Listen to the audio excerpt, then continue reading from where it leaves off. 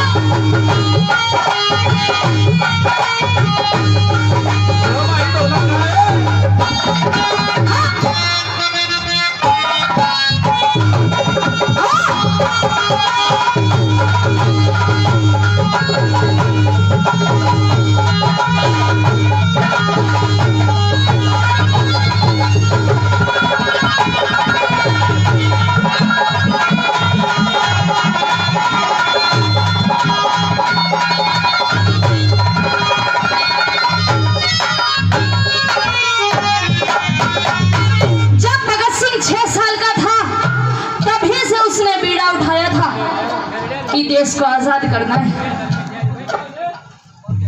और ये कह दिया था पीछे लो लो भाई कि लाल लाल तो सब कहे पर लाल तो थे वो लाल। थोड़े पीछे लो। बेटे सबको होते हैं, लेकिन कोई बेटा देश के लिए जान देकर नाम करता है, कोई बेटा अपने समाज अपने गांव के लिए जान देकर नाम करता है, लेकिन कुछ बेटे ऐसे भी होते हैं जो लड़कियों के चक्कर में मर के नाम करते हैं। इसीलिए कहा कि लाल लाल तो सब कहे पर लाल तो थे वो लाल, लाल लहू से कर गए जो दुश्मन का सर लाल, वो थे असली लाल। और मैं एक बात अपने नौजवानों के लिए कहना चाहती हूँ कि देश के लिए मरोगे, समाज अपने गांव अपने परिवार के लिए मरोगे तो दुनिया में याद रखे जाओगे, और अगर लड़की के लिए मरोगे तो पड़ोसी भी ये कहेंगे अच्छा वो मर गया, माँ बाप का नाम खराब कर रहा था।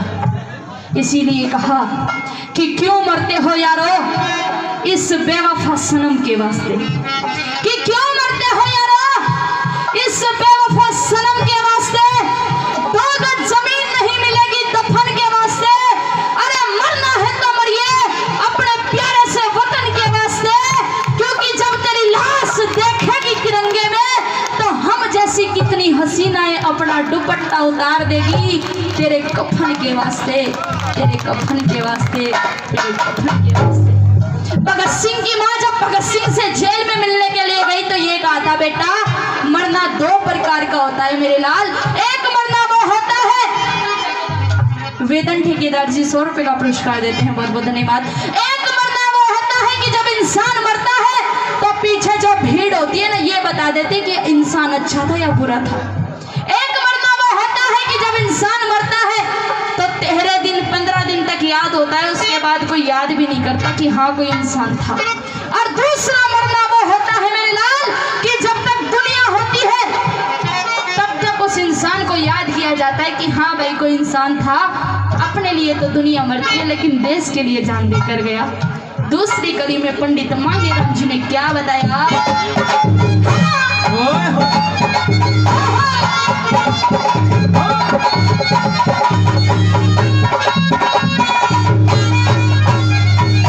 जब 6 साल का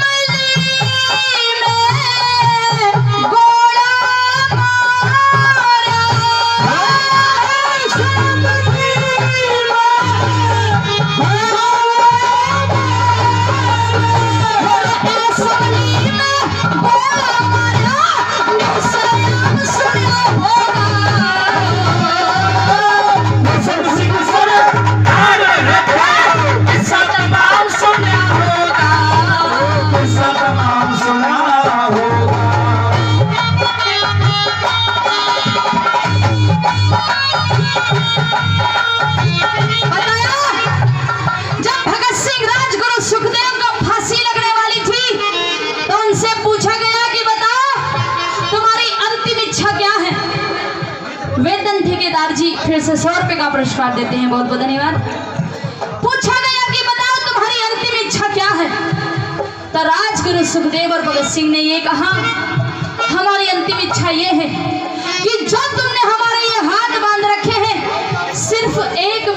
तुम हमारे ये हाथ खोल दो। अंग्रेजों ने कहा क्या करोगे कि हम एक दूसरे के गले मिलना चाहते हैं, क्या पता हम आगे मिले या ना मिले अगले जन्म में। तीनों वीरों के हाथ खोल दिए गए प्रेमी श्रोताओं, और ये कह दिया कि लिखा परदेश किस्मत में वतन को याद क्या करना। लिखा परदेश किस्मत में वतन को याद क्या करना, जहां पे दर्द हाकिम हो वहां फरियाद क्या करना, वहां फरियाद क्या करना। यही बात भगत सिंह ने कही थी, और यही बात आज किसानों के लिए कहती हूँ कि अगर हक मांगे से नहीं मिलता तो जबरदस्ती लेना सीख लीजिए, क्योंकि आजकल जबरदस्ती करे बिना कुछ नहीं मिलता इस देश में। कहा तीनों वीरों के हाथ खोल दिए गए और एक दूसरे के गले मिल रही हैं और कह रहे हैं, मेरा रंग दे बसंती ऐसा